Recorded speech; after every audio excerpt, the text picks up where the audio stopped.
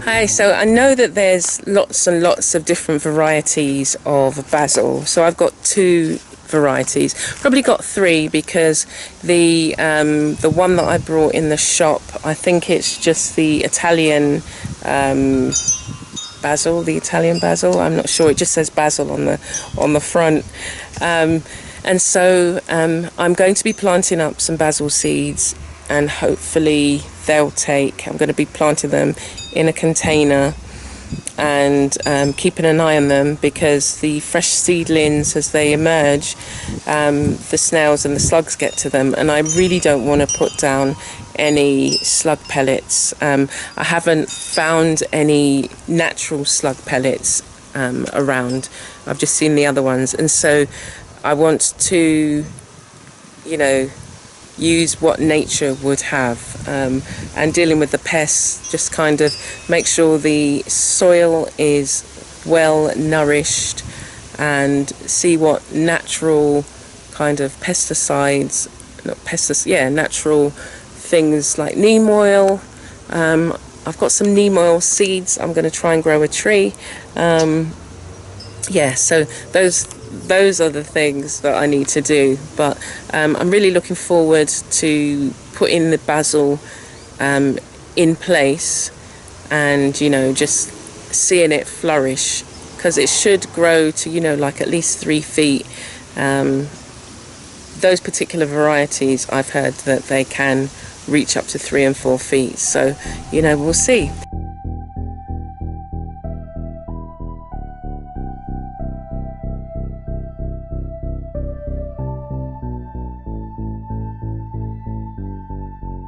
This is where we are. So all the basil flowered beautifully, and now they've set seed. So I've got thousands of basil seeds.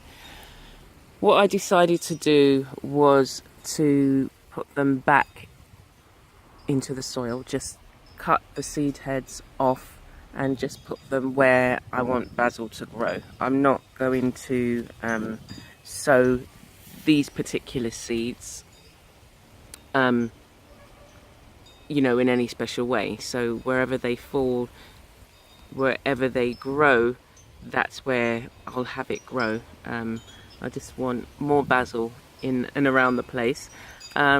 These started off from some very small plants, and I am not amazed.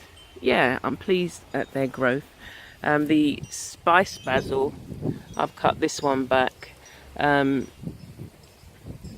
This one in this particular place didn't grow as well. There was another one that grew better. But I think now I've cut all the seed heads off, I've just got to kind of do the final bits. It will grow back, and I'll just feed it, and I'll make sure it's watered. So the other plant, I cut that right back, and these are the seed heads. It's rained quite a bit, so I'm not too worried about how they're going to grow. I know they will. Once the seeds get into the soil, they find their way. And this particular bed is going to be dedicated to, I've got broadleaf thyme here as well, but this particular space here is dedicated to, it's going to be dedicated to the basil. I've got some rosemary grown here. I was thinking that I might have to move it. The one that I used to be massive, so I'll keep this one here, and what I'll be doing is taking cuttings and putting it elsewhere in the garden. So I'm not going to, this has been moved twice so far, so it seems to be slowly establishing itself. I've had some rosemary tea, and I've been using it in cooking as well, but that is not what we're focused on. We're focused on the basil. So yeah, all I'm going to be doing here is cutting these off and then allowing it to regrow, and then look out for some smaller basil plants that I'll be able to then transplant. I'm not, as I say, I'm not going to get pots and then transplant them. The soil is so rich that it is going to grow even if it's just in this area, and I have loads of seedlings to be able to put in pots or put around the rest of the garden. So that is the update. I will be putting on my blog details of all the benefits you can get from having basil, even if it's just basil tea. There are so many other varieties of basil. I'm on the lookout for those as well.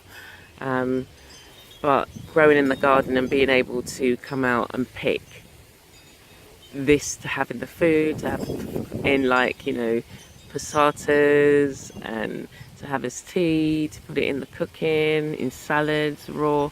It's been a real blessing. So I want to look after this plant, as I say, cut it back and allow some growth to occur, more growth to occur. And then take it from there. So that's this update. I look forward to seeing you next week with another update. Take care for now.